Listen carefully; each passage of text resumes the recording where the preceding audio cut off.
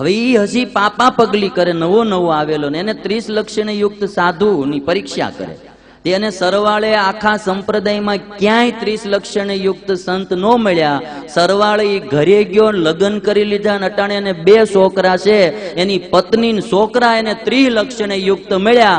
એને માથું સોંપી દીધું, આખી જિંદગી એને સોંપી દીધી. લ્યો, હવે આવડા એનો મોક્ષ કરશે. જે સાધુ સારા મળ્યા હોય એનો સમાગમ કરી. આ અમુક સ્વામી મને કહેતા હતા, અમુક પરિવાર, અમારે ઘનશ્યામભાઈ શાહ લ્યો, હાર્ટની બીમારી હોવા છતાંય એક નાનો યુવાન કાર્યકર્તા જેટલી મહેનત કરે એટલી મહેનત એને આ ઉત્સવમાં અને અમરોલી મંદિરમાં કરી રહ્યા છે. ઘનશ્યામભાઈ શાહ, એને એકવાર તાળીઓથી વધાવો. હાર્ટની બીમારી, સ્વામી એને એમ કે ભાઈ તમે રહેવા દો, બહુ દોડમ દોડ કરોમાં હાર્ટની બીમારી. અરે સ્વામી કે સત્સંગ નથી, સેવા કરતા કરતા મરી જાય એથી બીજું સારું મૃત્યુ કયું હોય? સમજણ છો? અને સ્વામી જેટલી મહેનત કરે ને એથી એટલી તો કરતા જ હશે. હા, પણ અમુક ક્ષેત્રમાં તો એથી બી જાજી મહેનત આ મંડળ, આ મંદિર કે આ સત્સંગના વિકાસ માટે એ ભાઈ કરી રહ્યા છે. હું કાલ સ્વામીને કહેતો, મેં ત્યાગી ચેલો જેટલું કામ ન કરે એટલું આ ગ્રહસ્થ કરે. ભાઈ પ્રવીણભાઈ સવાણી, હા લ્યો, એમનો આખો પરિવાર આ ઉત્સવ આવતો તો એમના શાળાના ગામમાં રમેશભાઈ કથિરિયા ને, હા લ્યો, એમના શાળાના ગામમાં પ્રતિષ્ઠા હતી. આ યજમાન હતા, મંદિર જ એને બનાવ્યું એના શાળાએ. હા, રમેશભાઈ કથિરિયાના શાળાએ મંદિર બનાવ્યું ને એનો પ્રતિષ્ઠા વિધિનો મહોત્સવ આવતો તો આ રમેશભાઈ કહી દીધું, જો અમારે આટલી તારીખે ઉત્સવ અમરોલીમાં આવે છે, આ ડેટ સિવાયની તમારી ડેટ આવશે તો હું આવીશ, નહીતર હું નહીં આવું. હગ્ગા હાળાને કહી દીધું. અને કરવા સંજોગે માળી ટાંકણે 2 હારે જ તારીખ આવી, આ ઉત્સવની અને એની પ્રતિષ્ઠાની. એને ના પાડી દીધી કે ભાઈ હું ઉત્સવ છોડીને નહીં આવું. લ્યો, કુટુંબ કરતા એને સત્સંગ વધારે વાલો થયો હોય. આપણે દાદા ખાચરની ગોવર્ધનભાઈની વાતો કરી, પણ આજ સત્સંગમાં એવા હરિભગત છે, ના પાડી. એમના બાપુજીના મોટા ભાઈ ધામમાં ગયા તો અગ્નિ સંસ્કારમાં ગયા. હું અટાણી કે ઉત્સવ છોડીને નહીં આવી, તમે અગ્નિ સંસ્કાર કરી લો પછી આવીશ. આ નિષ્ઠાઓ જો, દેહ ને દેહના સગા સંબંધી કરતા ભગવાન ને ભગવાનના સંત ને ભક્ત, આને વાલા થયા કહેવાય. રમેશભાઈ, આને વાલા થયા કહેવાય. કાંધમાં કેરા કોરા રહી જાય, ધ્યાન ન રાખે ને, ઢોરા કાઢીને બેઠા હોય, કાંધમાં કોરા રહી જાય, પસવાડા પલ્લી જાય, કાંધમાં કેરા કોરા રહી જાય. દેવજીભાઈ સવાણી સ્વામી તો કેટલાના નામ કાલે મને ગણાવતા હતા. પ્રવીણભાઈ સવાણી, દેવજીભાઈ સવાણી, આ ત્યારે આટલું આયોજન થાય ભાઈ. માટે ક્યાંક સ્થિર થઈને રહો, નકરું માન માટે નહીં, નકરું ખાન માટે નહીં, નકરું પાન માટે નહીં. એ તો આપણે આપણું કામ કરીએ એટલે ભગવાન આપે ને આપણે આપણું કર્મ કરો નિષ્કામ ભાવે. ગીતાનો સાર એટલો છે કે ફળની આશા રાખ્યા વિના તું તારું કર્મ કરે જા અર્જુન. કર્મનું ફળ દેવું એ મારા હાથની વાત છે. હું મારા સંતોને એક દી કહેતો તો, કોઈ ભી દિલથી કામ શરૂ કરે ને ભાઈ, સમાજ માટે, દેશ માટે કે સત્સંગ માટે, કર્મના ફળના પ્રદાતા ભગવાન છે. એને એના કર્મનું ફળ આપે ને આપે. કોઈ ગમે એટલા આડા આવે તોય આપે.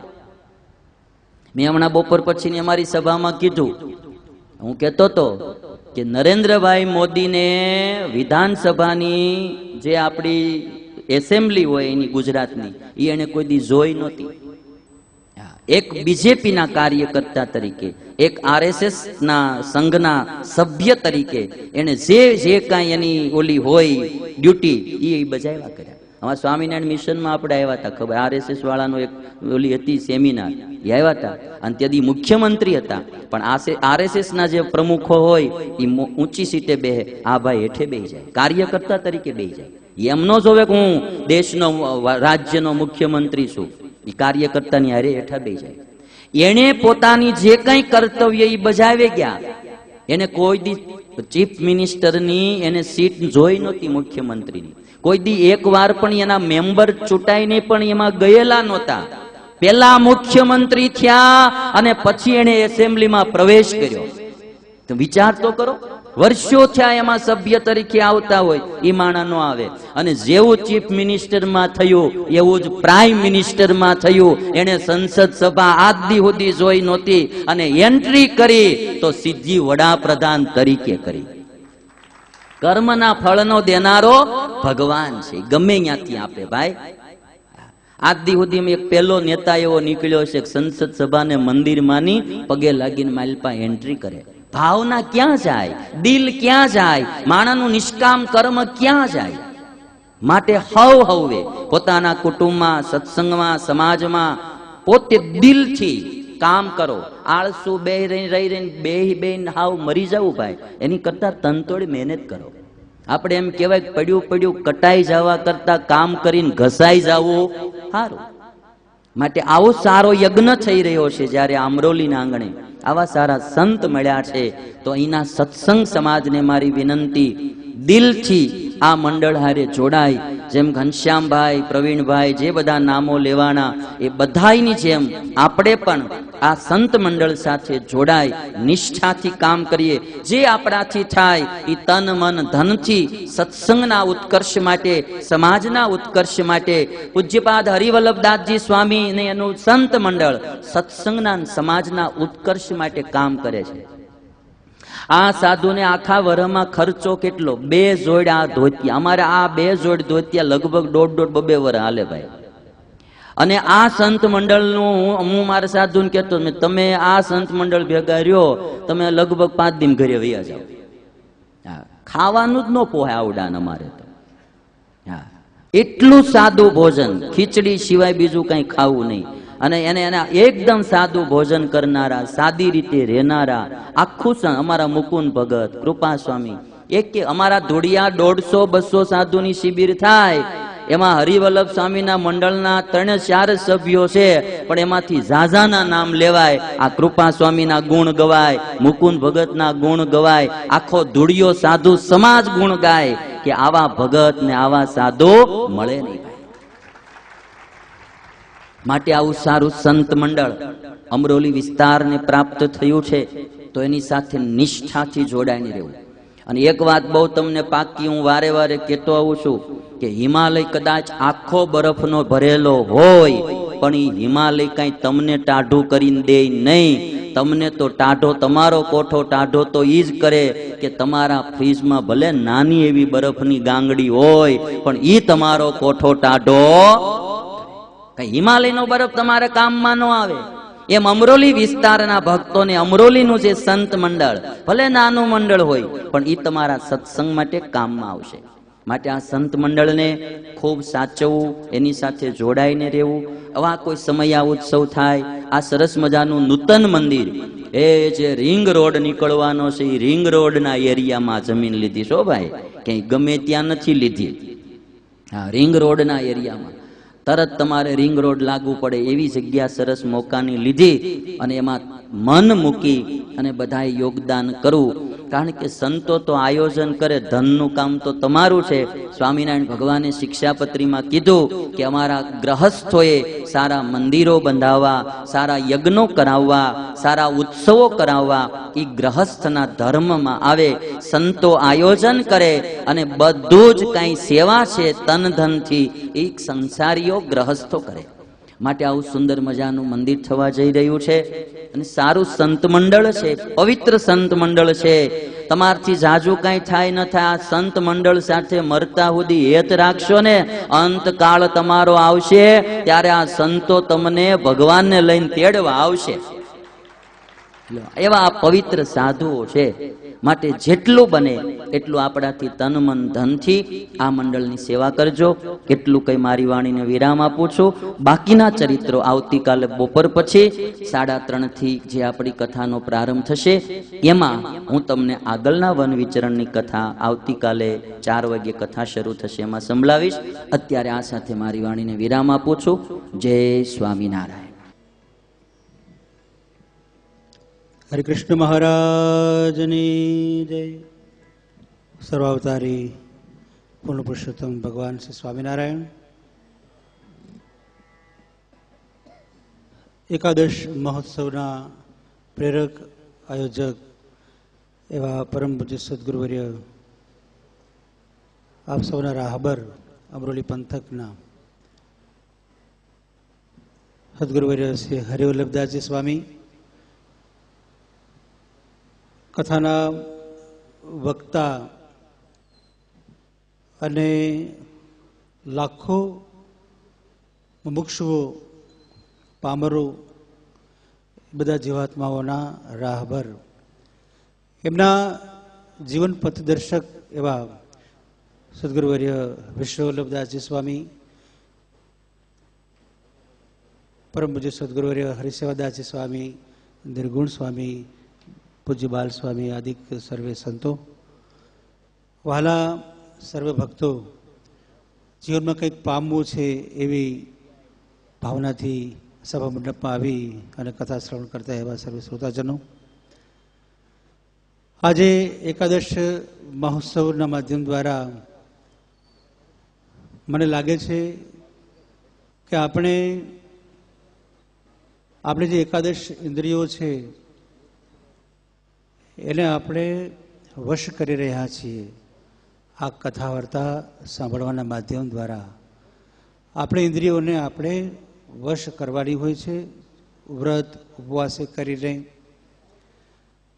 કથા વાર્તા સાંભળી કરીને. તો આવો સુંદર મજાનો અવસર આજે અમરોલી વિસ્તારમાં પૂજ્ય સદગુરુવર્ય હરિવલ્લભદાસજી સ્વામી એમના યોગે આપણને આપ સૌને પણ થયો છે.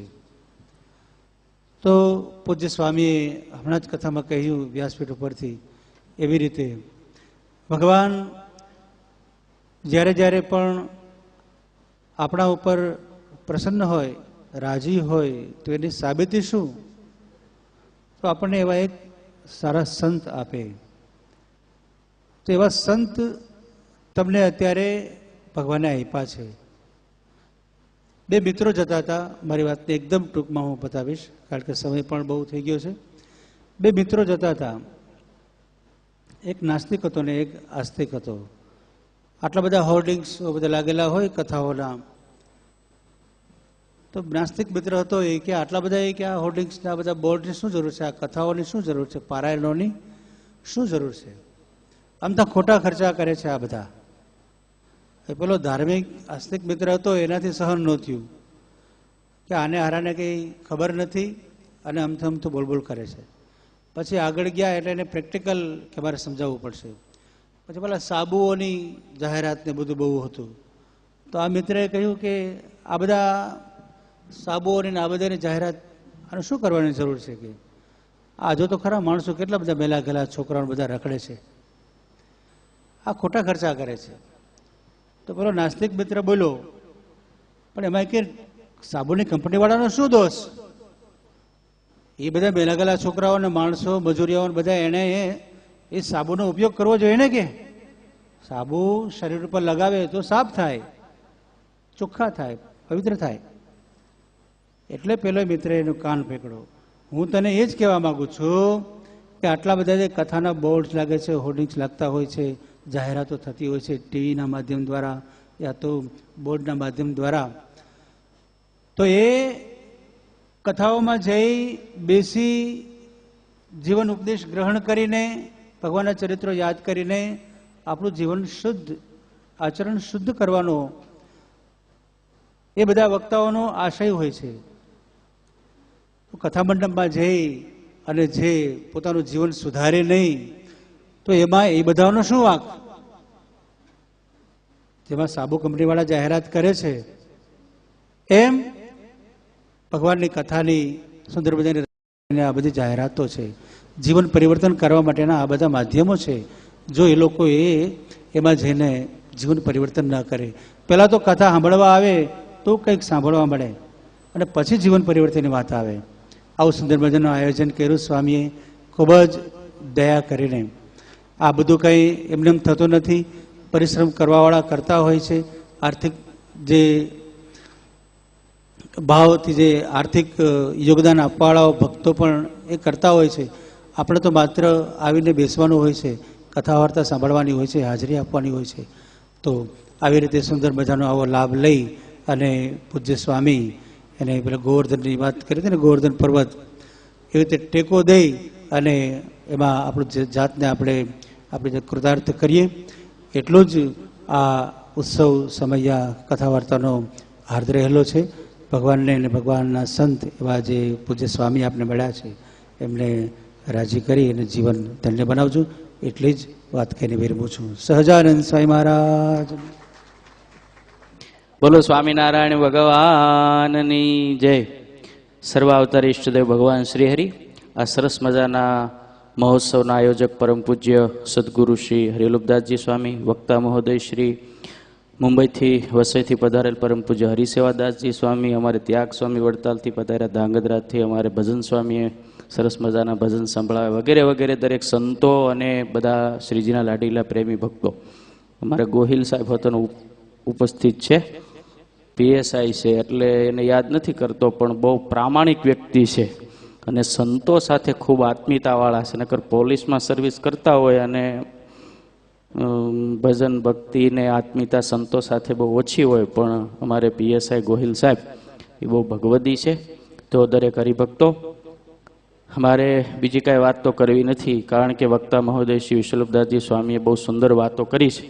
પણ એમ છતાંય જ્યારે ઊભો કર્યો ત્યારે એટલી વાત કરું કે પૂજ્ય સ્વામીનું મંડળ ભલે નાનું હોય, પણ સ્વામીના મંડળમાં જે સંતો છે, જે ભક્તો છે, એવા ભગવદી છે કે જેને જોઈ અને સંતો ભક્તો અને ખુદ શ્રીજી મહારાજ પણ રાજી થાય અને હર કોઈને મનમાં એમ થાય, જે કંઈક ઊંડા ઉતર્યા હોય, આધ્યાત્મિક માર્ગમાં કંઈક જાણતા હોય, એને સૌ કોઈને એમ થાય કે ના, ખરેખર આ મંડળ બહુ સારું છે. એમાં અમારે મુકુંદ ભગત ભલે પાર્ષદ હોય પણ એક ધોળે કપડે સંત કહી શકાય એવા અમારે મુકુંદ ભગત ખૂબ સેવા કરે, ખૂબ ભજન કરે અને ગુરુની આજ્ઞામાં ટૂંક થઈને વર્તે. વર્ષોથી ભગત છે, પણ નાનામાં નાના સંત હોય ને કાંઈ સેવા સિંધે તો હા સ્વામી એવો મીઠો ટહુકાથી સેવા કરે. ખૂબ નિર્માની અમારે કૃપા સ્વામી, પછી જે કથા સંભળાવે છે આપણને જ્ઞાન સ્વામી, તમે જુઓ તો એવા ઉત્સાહી. આમાં હું પાછા બધા ઠંડા પણ ન ચાલે ને, અમારે જ્ઞાન સ્વામી છે તો એકદમ આમ સ્ફૂર્તિલા અને બહુ એનું ફાસ્ટ કામ, દરેક ફટાફટ. અને અત્યારે પાછું ફાસ્ટ જમાનો છે એટલે મંડળમાં પાછું બધું જોવે ને, એટલે આમ જોવો તો મંડળમાં બધી પ્રકારના સંતો.